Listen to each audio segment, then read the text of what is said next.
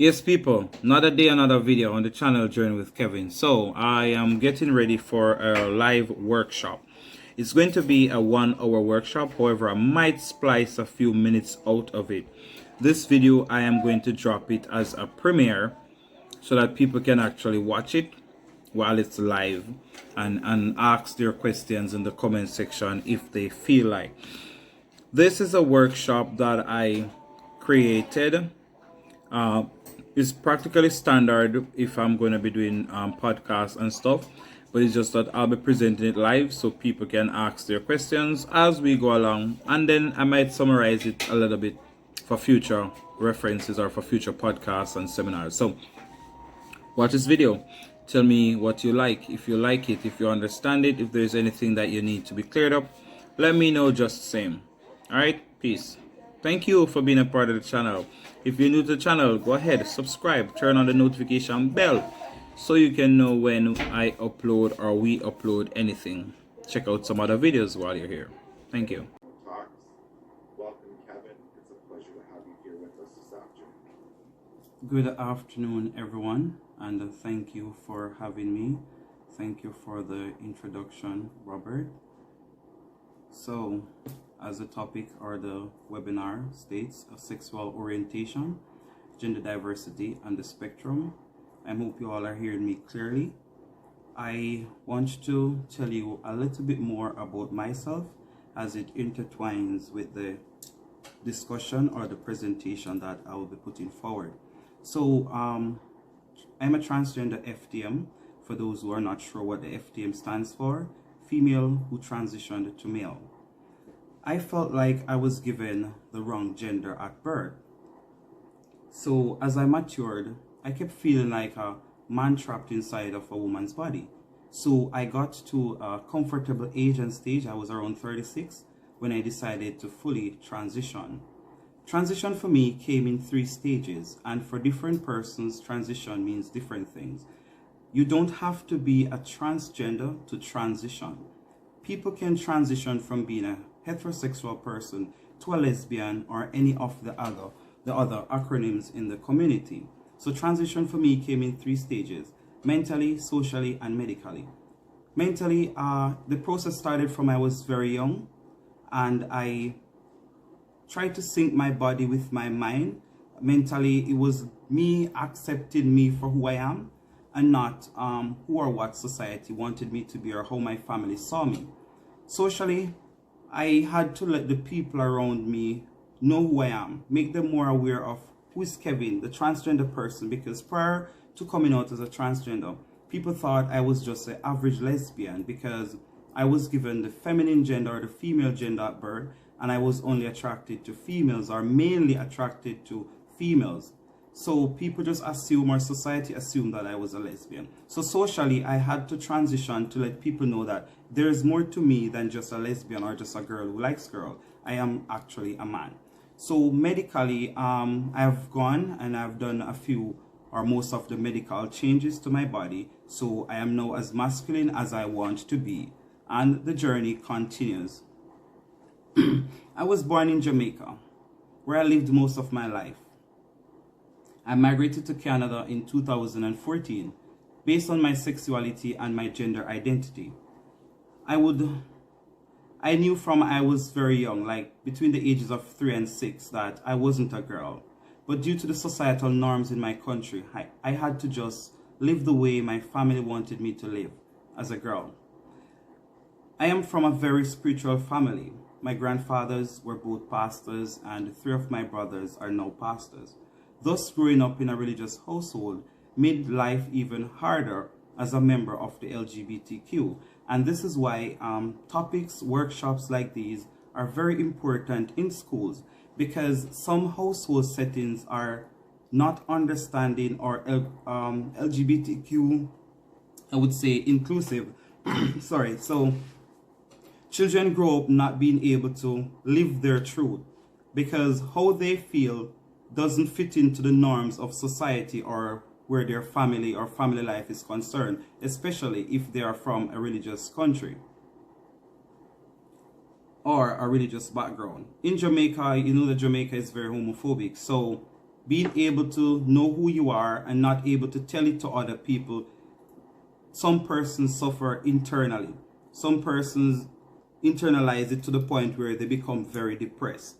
So where my presentation is taking me is based on the fact that I'm presenting to a lot of students, and some of them might still be trying to figure out where they fall on the spectrum. I knew from within the ages of 3 to 6 that I was not a girl. So I know that there are a lot of students in school right now who might be feeling the same way, or they might be feeling like they are attracted to the same gender or a different gender, or a non-binary person or a transgender, and they're still trying to figure out why am I feeling this way? How do I explain this? Who am I? What am I? So as we go into this topic or into the discussion, I would like for the persons who are listening to this presentation, ask yourself this question. At what age did you know that you were a boy or a girl? If you are binary, that means if you choose to go with the gender that was given to you. At what age did you know that you were a boy or a girl? And if you don't consider yourself to be binary, at what age did you realize something was different? Or at what age did you know that, well, I'm seeing myself differently from the way in which my family sees me, or the way in which my body is telling me I should be presenting myself? So during this workshop, there are a lot of things that I hope to bring across. For example, these definitions. Definition of the LGBTQ2I+. I'll stop it at plus for now because, you know, there are many other letters that comes with the community, as some people would label us as the alphabet community, which I don't really find it funny, but they might make some sense. Definition of sexuality, definition of gender identity, sexual orientation, gender diversity. Also, this workshop aims to bring awareness to the realities and lived experiences of sexual orientations, gender identities, the different expressions as a diverse spectrum, as opposed to the heteronormative male-female. I will also be touching upon how all those who are attending this workshop can become allies. If time permits, I would like to clear up some of the myths that are used towards the LGBTQ community. I also hope to clear up some of the discriminating and derogatory / homophobic terms that are regularly used, which is wrong, hurtful, can also harm people of my community. I will be briefly exploring why people stereotype, discriminate, and stigmatize towards the LGBTQ2I+ community. Everyone will be educated on various definitions that applies to the community if they were not already aware. This workshop will also help teachers, students, children, adults, or just any profession, any member of any profession or walk of life to understand the community some more. I also hope to speak about some of the issues and the challenges that LGBTQ2I+ students are faced with and how the school faculty can help to make the positive changes. I'll be defining a few words according to the Oxford Dictionary. I use the Oxford Online Learners Edition. Sexuality means the feeling and activities connected with a person's desire. Kevin broke down that definition. So in my understanding, I would say sexuality is anyone whom you discover some sort of attraction for. Attraction can be sexually, it can also be romantically. I'll get into that more in the presentation. The dictionary spoke about male and female, which leads to my other two definitions. Male. How do we define who is a male? According to the dictionary, it stated a man or a boy. But let's ask ourselves, what does this even mean? Another definition spoke about a masculine presented person who is capable of making sperm. It also speaks about the plant definition, but let's stick to the human version. The dictionary also stated that a female is a woman or a girl who is capable of making eggs and giving birth. They didn't mention anything about two-spirited or transgender in those definitions, which is kind of odd, but I hope that the dictionary does clear up that in the near future. I look at the word definition from two different angles in the dictionary. The word gender the fact of being male or female, especially when considered with reference to social and cultural differences, not differences in biology, members of a particular gender or group. So the fact that they're not speaking about the biological aspects of the different type of genders, they probably are correct when they say male or female, because where biology is concerned and speak about the chromosomes, then you know that people can be hormonal unbalanced depending on the chromosomes and how they're balanced. Another definition which was recently added to the Oxford Online Dictionary, it defines the word gender as it's also used more broadly to mean a range of identities that do not necessarily fit in with the usual division between male and female. So I believe this new definition is making awareness that transgenders do exist, or non-binary persons, or two-spirited persons, and they are or we are the other gender. That wasn't mentioned in the previous definition. Identity according to the dictionary. Who or what someone or something is. For me, Kevin Davis, I believe identity goes deeper than just getting your name and an ID number from a government department or a school. Any person should be able to identify themselves how they feel. We are the ones who are living the life. So a dictionary should not be the only thing that tells you who you are. Diversity. A range of many people or things that are very different from each other. And that is why I love this land, Canada, or this country, Canada, because they offer diversity. Canada is very diverse, so people from different countries and different walks of life, different ethnic groups can come here and live their life freely of discrimination and a bunch of other things that they would have to escape from in their home country. Let's get into the spectrum. The LGBTQ is a collective group of words, acronyms used to define sexuality, genders, identity, and personalities. That's my definition, my understanding. When I look closer into researches, it speaks about the spectrum. Another way of defining the spectrum accurately, it would say that it represents the ways in which an individual's sex, gender identity, gender expression, sexual and romantic orientations do not always exist as opposite ends. I'll explain that some more.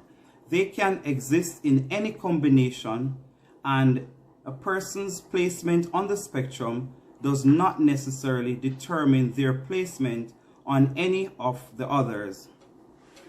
What this is basically saying in short, do not confuse your gender with your identity or your sexuality. A person can be, let me use myself for example, because it's easier to speak about me and my life. Kevin is my name. That was not the name I was given at birth. I changed my name when I transitioned. I am a trans man. That's my identity. So my gender has always been changed on all my paperwork from female to male. So my gender is male. I'm defining gender identity and sexuality in one scenario. So my identity is a trans man.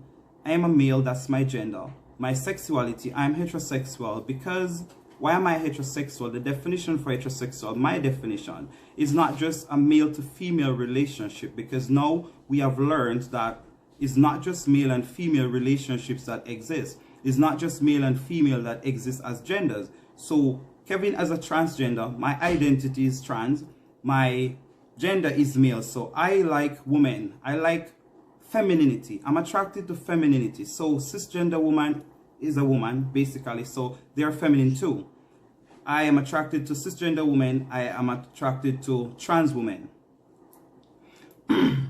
Even though if the trans woman has not done any surgeries or any medical transitioning, I'm still okay with that as long as she comes across very feminine. I'm not being prejudiced. I know I'm not discriminating against any gender or any person. It's just my personal preference. And each person should be entitled to their own choice on the spectrum, their own preference. There is also the fact that people think that you're not supposed to be changing your identity too often or your gender too often. Again, nothing is wrong with that. Just like your meal, do you have the same meal every day, 7 days in the week? Are you going to get up Monday to Sunday or Sunday to Monday, right around the 7 days, and eat the same meal? No. So even though some persons are vegetarian, some of them still eat fish. So whatever it is that you like for yourself, whether it's your bedroom, the food you eat, the clothes you wear, it's your choice, it's your life. So a person should not be dictating to you where you fall on the spectrum, or when you should switch, or why you should not switch if you feel like you need a change in your life or in your bedroom. The 4 parts that the spectrum is broken down into, I'll take them apart one by one. So the first part is the gender identity. As we speak about diversity and the different type of genders, let me explain what the gender identity practically means. It visualizes gender as a continuum stretching from men to women and masculine to feminine. Gender identities other than man or woman is considered non-binary. I'll tell you some more about non-binary when I'm defining the other definitions. The middle range of this spectrum might include transgender, agender, and genderqueer. Transgender persons, one of the definitions would be a more general term for those who do not identify with the gender generally associated with the sex they were assigned at birth. Agender are persons who do not identify with any gender. And then we talk about genderqueer or queer. Those who feel they are a combination of, between, or beyond genders. Gender expression. This is number 2.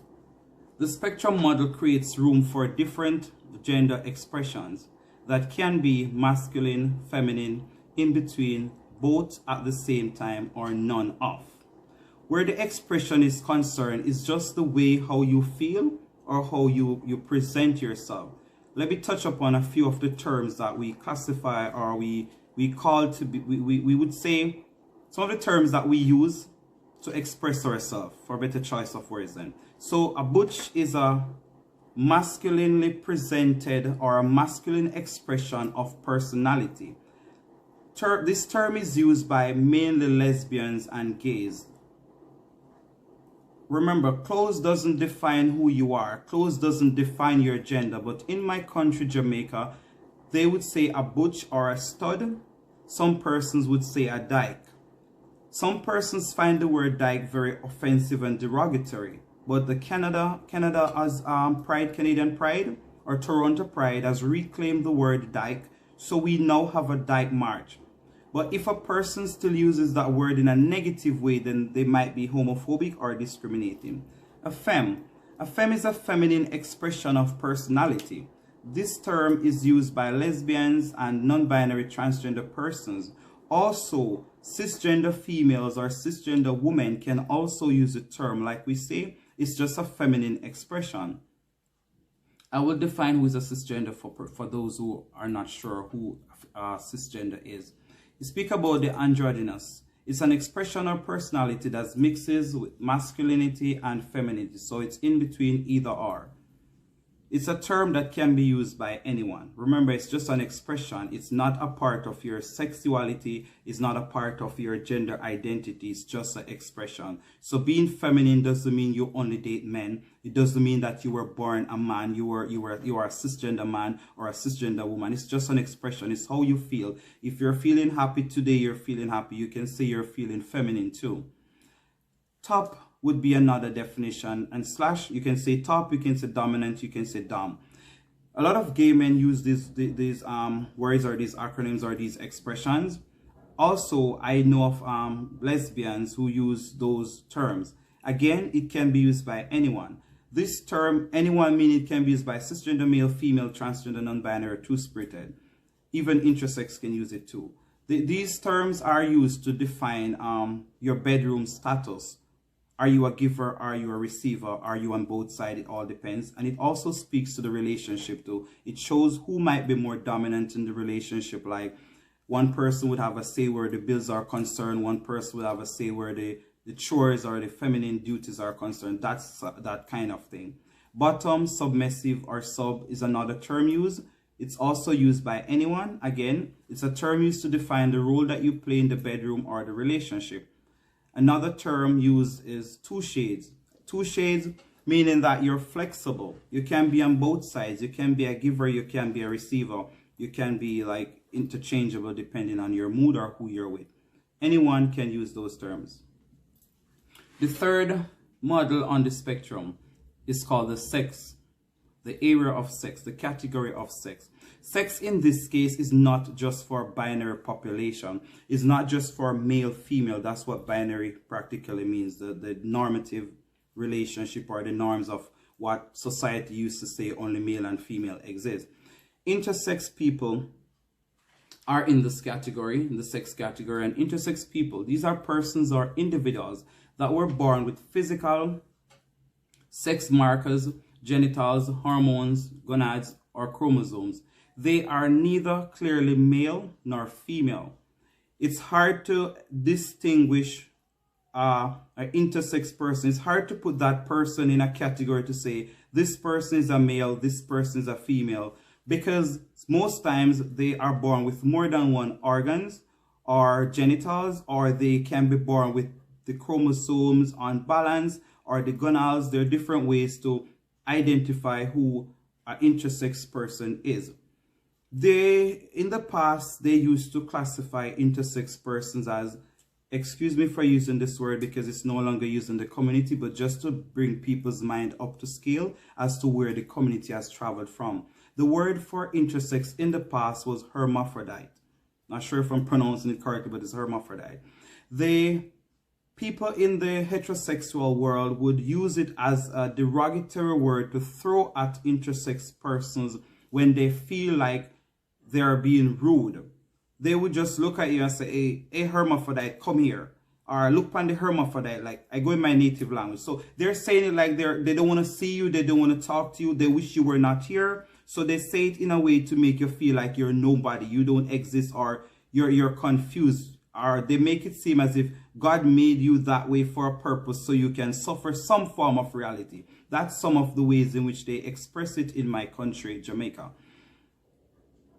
In different countries, it means different things. So on the sex spectrum, sex on the spectrum is the concept of a continuum of people with sexes ranging from people with typical male physiology to people with typical female physiology. Now we're down to the fourth model on the spectrum. This refers to people to whom their sexual and or romantic orientation is towards persons of the same gender and or sex. Gay, lesbian, and same gender. This also speaks to people who doesn't date the same gender. In short, let me break that down for you. What this is basically saying, your sexual preference is, for example, let's use a non-binary person. A non-binary person is a person who is gender fluid, a person who doesn't take a gender, a person who doesn't feel like they want to own up to a gender. This person can be feminine, this person can be masculine, this person can be either or, none of, or all of the above. A non-binary person can also be a transgender who is a trans man like myself, or the person can also be a trans woman. I'll explain to you before I confuse you anymore. This person, as a non-binary person, can be sexually or romantically attracted to any other person, and that doesn't change their identity. On the reverse side, people who are sexually and or romantically attracted to both men and women, and are those who are attracted to folks with non-binary genders, are found in the middle region, which is why they are often collectively known as the middle sexuality. Note briefly, many of the same terms used to describe sexual orientation apply to romantic orientation as well. But remember, someone's sexual orientation spectrum is not necessarily the same as their romantic orientation. Let me summarize all of that in layman terms. I can be sexually attracted to a cisgender woman, but I am not romantically attracted to her. You can have sex with someone and you're not romantically attracted to them. You're just sexually attracted to that person. So in order for a relationship or a sex to take place where orientation is concerned, your preference, who you choose, it can either be a sexual attraction or a romantic attraction. It can also be both, so they can be together or separate. You can be dating somebody and you're not in love with the person. You're not feeling a lot of affection, a lot of chemistry, because you are not romantically attracted to the person. However, sex is just sex, so you can be sexually attracted to anyone. That's just my way of putting it. I hope it makes sense. Bisexual. Bisexual is considered to be any person who experiences attraction to people of their own gender as well as other genders, not necessarily at the same time, in the same way, to the same degree. Sorry.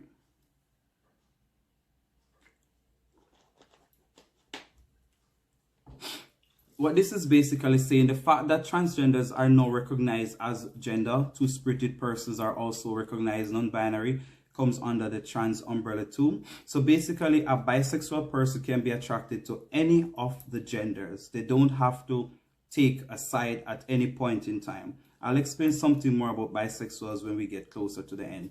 Pansexual can refer to a person who has the potential to be attracted to members of any gender and or sex. In most cases, they are attracted to your personality and not just your body features or your gender. As it relates to bisexual and pansexual, a bisexual person is more attracted to your gender, your body features, your body structure, your genitals, whatever comprises you as a person. The pansexual now can be both. The pansexual can be attracted to your gender as well as your personality. So a pansexual don't choose if you're male, female, or trans. They just love you for who you are.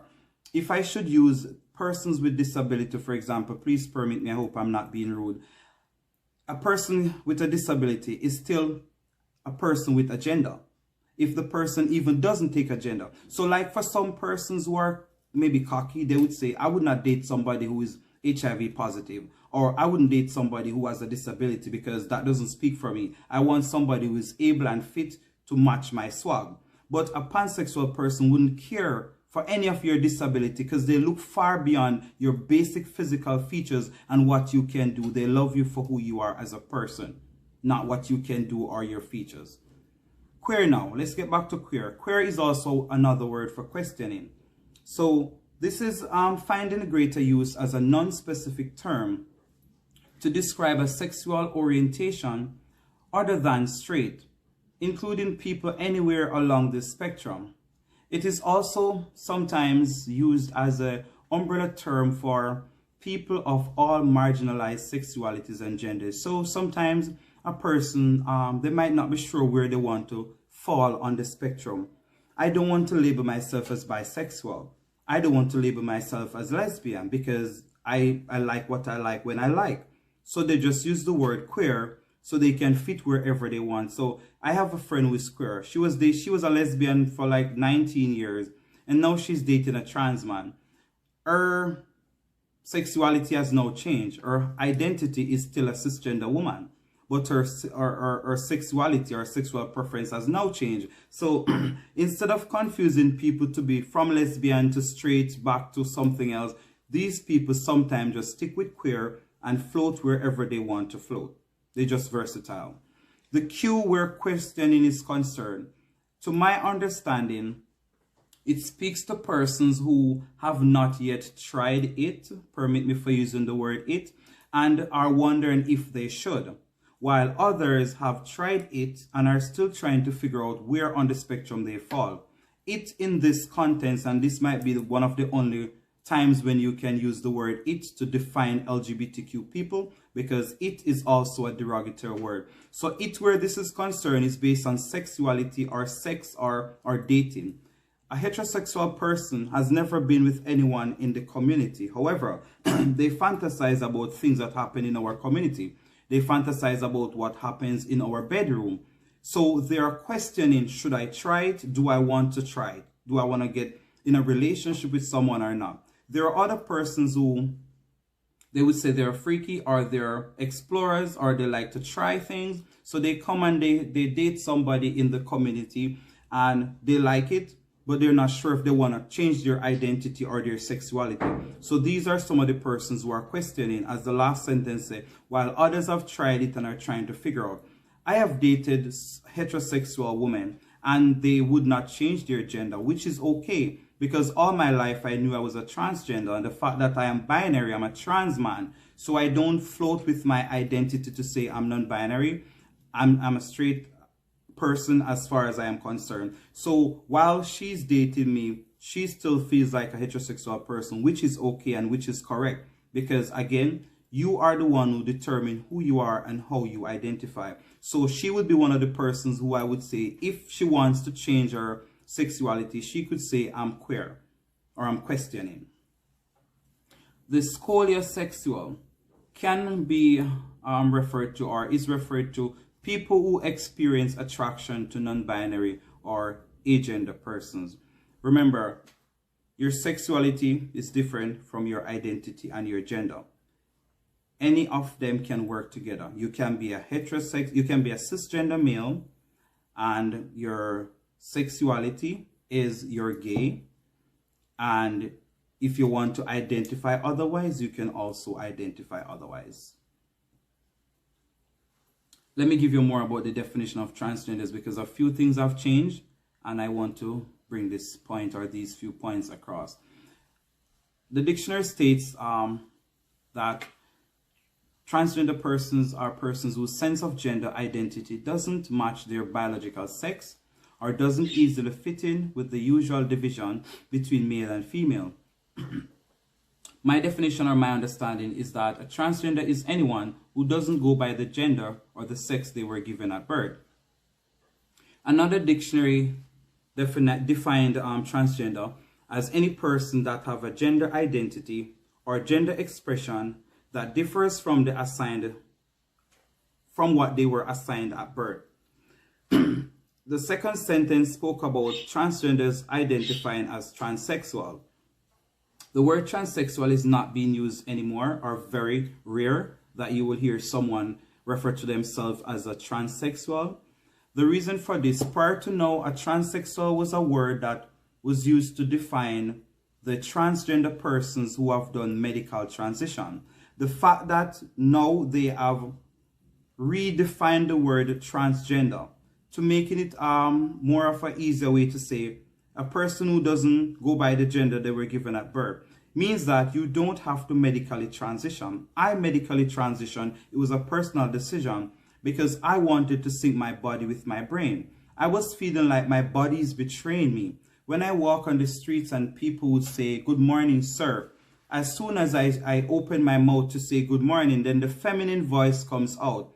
It brings another conversation, because then they no longer feel like I'm a man anymore because I look very masculine, my voice is feminine. Then they're going to look to my chest area to see that then I had breasts. I don't have that anymore. So when they look and they hear the voice, then they look and they see the breast, they change their way of greeting me. I say, "Oh, sorry, miss, sorry." I felt embarrassed. I was always so like withdrawn. Whenever that happens, I like shut down. It's as if I want to say nothing more. For me, it's like the conversation, it just ended abruptly, because there you gave me the correct pronoun, and as soon as I spoke, you change it. It doesn't sit well. Like, to be honest, it doesn't sit well and it doesn't feel well. So I had to do the medical transition, so now I'm 100% satisfied with who I am. So where transsexual is concerned, if that word was still used, people would classify me as a transsexual. I don't like that, and other transgender persons don't, because again, the heterosexual persons, the homophobic persons, not just any heterosexual, because most of the time the problems are with the ones who are homophobic. And I believe that they're just homophobic for the most part of them. 90% of homophobic persons and transphobic persons, Kevin believes that is because they are not educated about us as to who we are. Without education, we are practically nothing.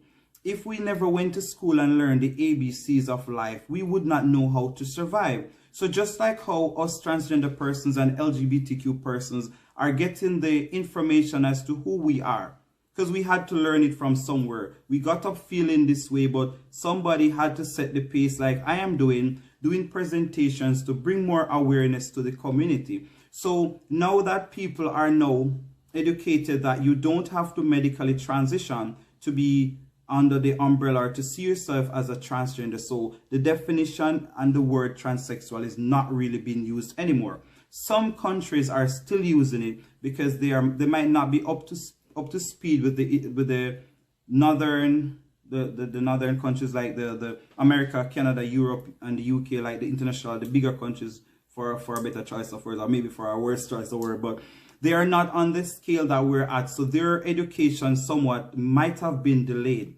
Just like in Jamaica, I might be straying a little bit. In Jamaica, a word that is used for persons with a mental disability, it's like a publicized word, an okay word to use. They would say a man of unsound mind. I was a police in my profession there, and if I should write a statement where a mentally challenged person or a person with a mental disability did something, in the statement we would call the person a man of unsound mind. Other persons would say that he is retarded. I came to Canada feeling that it was okay to call people like a man of unsound mind. I saw a man of unsound mind walking down the street today, and he was smoking something. And the person I was with was like, no, that's not an okay word to use. And then I'm like, but look at that lady, she's retarded. And I'm like, no, don't say that. You'll be in trouble for that. So I'm like, then what am I supposed to say? They're saying that the person has a disability. I don't use those words anymore. And I had to teach my daughter these things when she migrated to Canada, because each one teach one. So I am walking away from the things, or some of the things that I learned as a child in my country, because I'm now living in Canada, and I have to be understanding of other persons just as much as I want people to be understanding of me and the community that I represent. So the education that I have, I'm trying to pass it on to other persons just the same. So these words are not being used as much as possible. Please do not use it. Where non-binary is concerned, a person who doesn't go by any specific gender, a person who can go by one or more genders. Anyway, another way to look at non-binary persons is persons can be referred to as non-conforming gender. Some countries define non-binary as gender fluid or gender queer. All definitions are correct. It's just up to the persons to tell you which one they prefer. Remember, some of these words were defined by persons who are not a part of the community, so they would explain it to their knowledge as best as possible. Us who are living the life maybe can add another word or subtract a word from it to make it more meaningful to us and who we are. All definitions are correct, like I said. Some of the pronouns that non-binary persons use would be he, they, she, him, her, them, and the list continues. Remember, don't assume that every non-binary person goes by he or she. No, that's wrong, because 90% of non-binary persons does not use he or she. And I know that most of them would use the them or the their or the other pronouns that follow. Again, if you're not sure of which one to use for anybody in the community, if you're not sure what our pronouns are, use they, them, and their. Note briefly. Oh, well, I already said that. A lesbian is a woman or a female. I could also say a feminine person who is sexually attracted to another female, woman, or feminine person. They could also be attracted to a non-binary or a trans woman. Just because, remember, a trans woman, as you see the word woman. So these persons are also feminine, when it's up to them again to decide. Remember, non-binary can be either or. So if a non-binary person feels feminine right now or for the rest of their life or for the next 5, 10, 15 years, and they want to fit themselves under the category of a lesbian, again, it's up to them. Remember, as the spectrum defines, you don't have to be at one end and date somebody at the other end. It can be anywhere along the line. You can move back and forth. Just like when you eat your meal, if you don't feel like having the same meal 10 times, you can switch it up and have something else and you're still not hungry. A gay person. A gay can be a male, man, or masculine presented person who is attracted to other male men or masculine presented persons, to include non-binary and trans men. Remember, non-binary, again, this word you will hear it a lot. They move across the spectrum. So don't feel like because two persons are together and they say they're in a gay relationship, when you look at the non-binary person, you still see breasts. when you look at the person, you're still seeing breasts, and then you would wonder, how comes they say they're gay, but I'm still seeing breasts at the chest area? Remember, non-binary, they don't take a gender.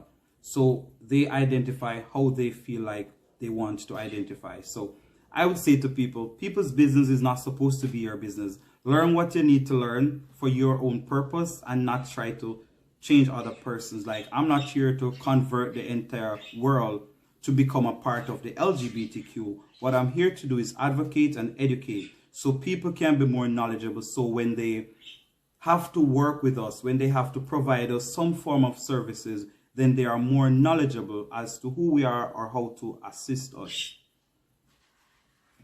Two-spirited person. This refers to persons, and in bracket, let me read what's in bracket. In most cases, these persons are from indigenous background. So where two-spirited is concerned, these are persons in the indigenous slash First Nation or Aboriginal culture. It means having a male slash female or masculine slash feminine spirit. You can have both at the same time, or it can be interchangeable. Two-spirit walks closely to the trans umbrella. Based on my understanding, two-spirit persons uses he, she, him, her, them, their pronouns. Some of them uses ELLE, and again, there are other pronouns. If you meet someone who tells you that they are two-spirited or they're from the indigenous community, it's best for you to ask them what are their pronouns. I took the course in college, the indigenous course, and I graduated with honors. So I'm very versatile where the indigenous community is concerned. So I do have conversations with them. One of my professor and my closest friend were indigenous, and they were two-spirited too. One of the conversations that we had, because I asked my best friend in school, how did the two-spirited came about? Based on their knowledge, because the person goes by they, sometimes the person uses a she. So if I refer to the person in this conversation as she, it's because I'm aware that the person uses either or. So they were telling me that in their earlier part of their lived experiences, where their grandparents would tell them that gender wasn't much of an essence to the community, because they are more in touch with nature and the things that are given to them. They make use of what they have and not worry about the unknown. So gender was not really relevant to them. They just know that they have either spirit. So they can have a male spirit or a female spirit. So if they never had to put a gender on their birth certificate and all of that, they wouldn't. And the person also told me that a lot of indigenous persons never even wanted to have a birth certificate or anything, because they just feel like it's putting a label on them when they might not want a label. That's what the person told me. So if it's not correct, it's not me. It's information I'm passing on, second-hand information. Anyways, so a cisgender person, denoting or relating to a person whose sense or personal identity and gender corresponds with the other, with their birth sex. Long and short of this is cisgender is any person who was given a certain gender at birth, whether it be male or female, and they live accordingly to that gender. These persons have no desire to do any surgeries or gender realignment. They are comfortable with the gender they were assigned at birth. So cisgender can be cisgender male or female. So moving on, I'm almost done.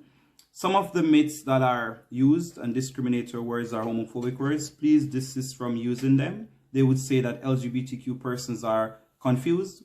They would also say they're mentally challenged, gender stupid, time wasters, sinners, promiscuous, uneducated, not family oriented. These are just myths. Even if 1 out of every 10 person in the LGBTQ might be in these categories, it is not okay to brand everybody. Heterosexual persons are confused too. Mentally challenged persons are among the heterosexual community. They're among any community, any ethnic group. So why label the entire population where this is concerned? They often say that we're illiterate and we're weird. These are not okay terms to use unless you're saying it about yourself. If you say that you're mentally challenged, then it's your story. If you feel that you're a time waster, it's your story. Counselors sometimes deem us as confused and time wasters because they don't know how to assist us. You not being educated enough to help us doesn't make it okay for you to brand us as confused, mentally challenged, and time wasters. We're wasting your time. If we're wasting your time, pass us on to somebody else who can help us. It's as simple as that. They say we're sinners, we're going to hell because the Bible says this. Not everybody believes in the Bible. Not everybody believes in hell. So keep your belief to yourself and don't use your belief to bash another person or make them feel less of a person. Some of the other myths, they say we're sexually abusive, mentally abusive, and financially abusive. These terms can be found anywhere in the dictionary. What is sexual abuse, mental abuse, etc. Derogatory terms are the ones that I really want to get at. Fish. They call us fish. For me, a fish lives in the sea and I can't swim. So why would you look at me and call me a fish? That doesn't make any sense. Like, really? Hermaphrodite, like I said, that word is not used anymore. People tend to use us in a sentence as the he, she. You look at a transgender person, you're not sure what the person's pronoun is or are. Then you will say, the he, she, the he, she, the he, she says, the he, she says, the he, she did this. Please desist from doing that because it's not a nice feeling when we hear people talking about us like this. They refer to us as the it. I did an interview with the Jamaica Gleaner in February for Black History Month. I shed some light into who transgender persons are. And the video went viral. Someone shared the video and tagged, the caption said, the he, she, it, or whatever it wanna be came out on social media saying that she manned up to her future. I didn't even bother watch the rest of comments because that's just gonna kill my vibe. I don't have time for negative energy. So moving on. Sometimes they refer to us as like that. Again, people are afraid to call us who we are. People are afraid to give us our acronym or our letter from the LGBTQ. For example, I see people talking to me and they're like, I never know you were like that until I watched the video. What is that? The video, like the Gleaner Company did their caption. I spoke my story. In my story, when you asked me who I am a transgender FTM. I was given the wrong gender of birth, blah, blah, blah. I told you my story. So why are you still saying like that? What is like that? Like, it's just not comfortable, and we don't receive comments like that and love it. We don't appreciate comments like that.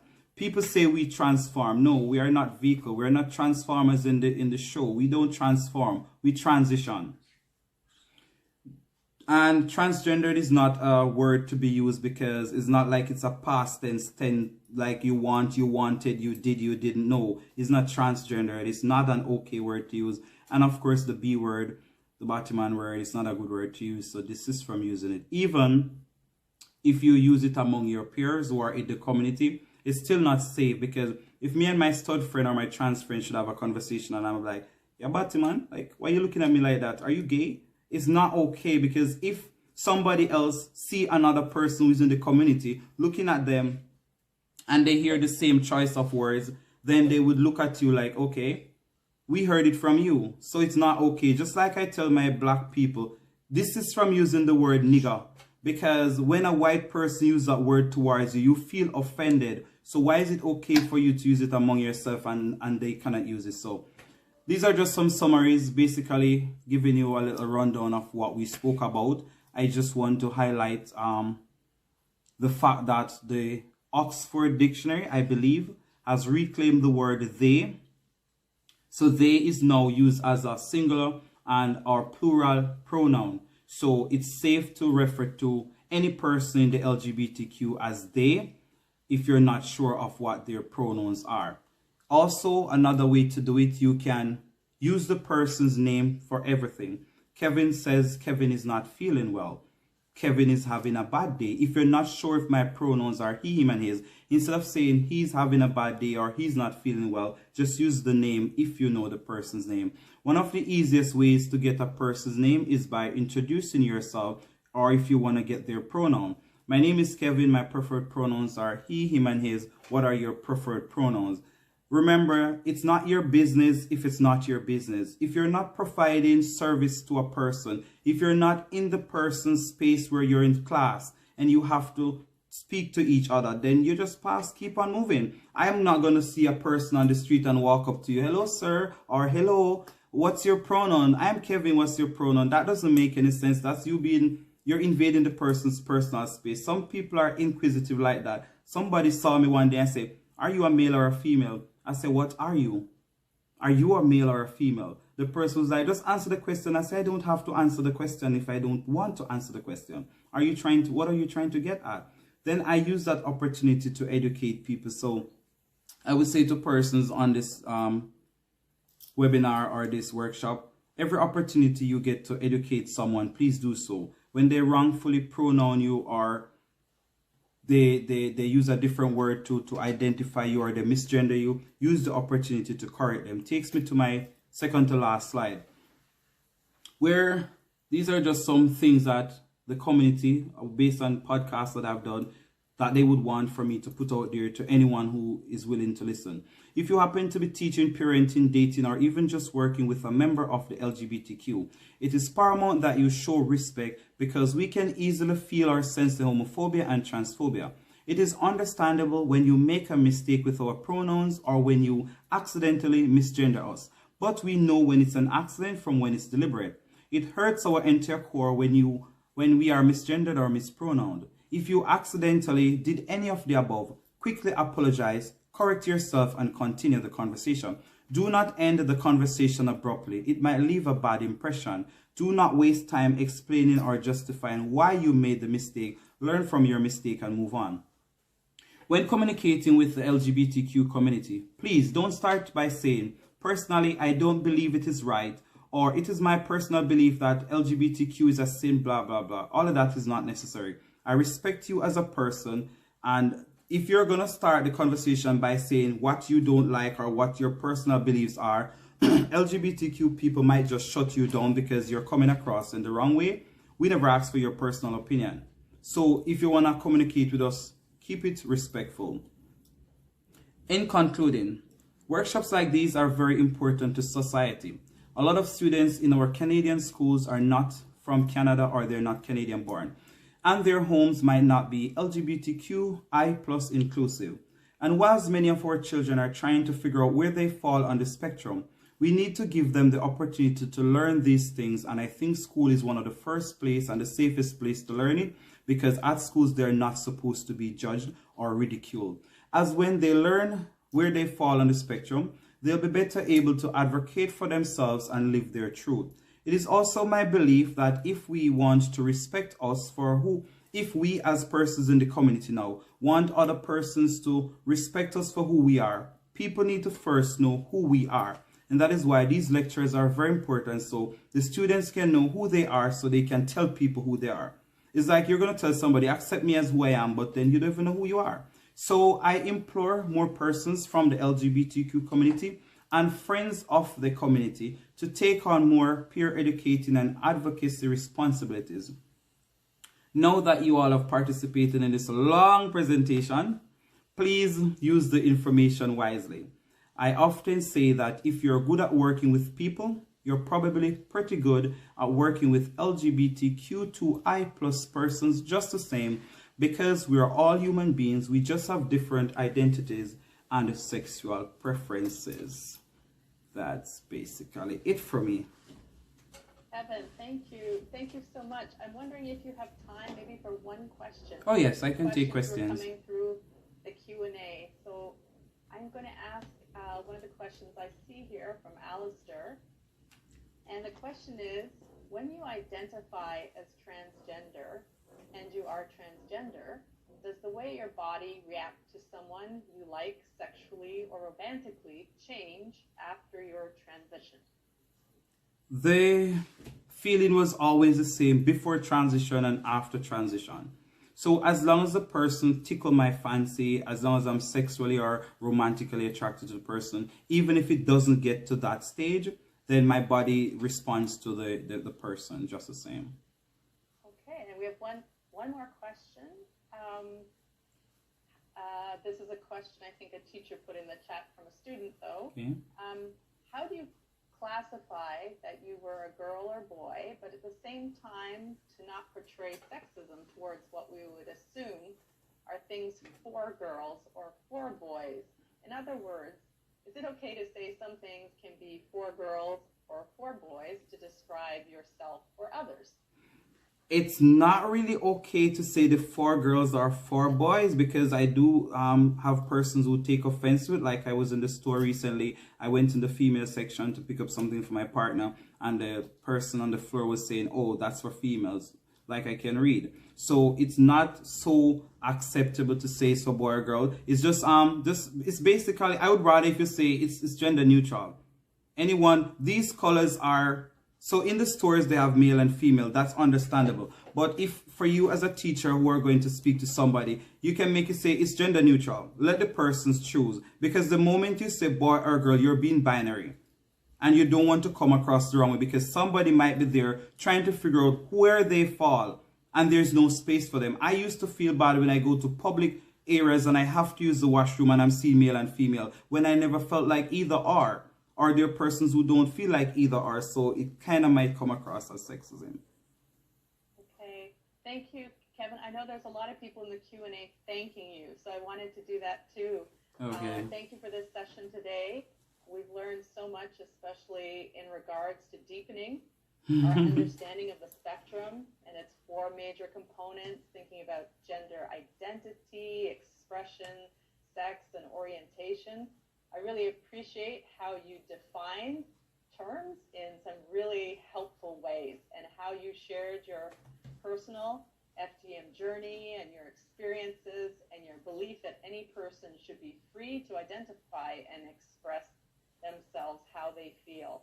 Yes. And thank you also for the reminders and the suggestions on how to be respectful to members of the LGBTQ2+ community. Yes. And it's excited to see that the Oxford Dictionary is changing. Yes. But the dictionary never defines you, as you said. Your identity defines Yes. you. So I want to big thank you, Kevin, for coming out here today. Thanks to everyone who's here, who participated, whether just through reflection, you're going to take it back, you're thinking about becoming an ally. And we invite you all to continue learning by joining the sessions tomorrow and Thursday as our conference continues. Okay. Alrighty. Thanks for having me. Thanks so much, Kevin. Thanks, everyone. Bye-bye.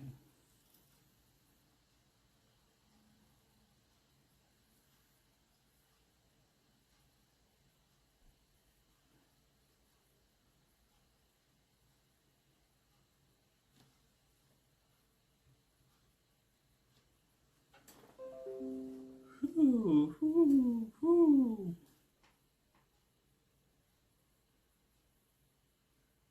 So that was it, guys.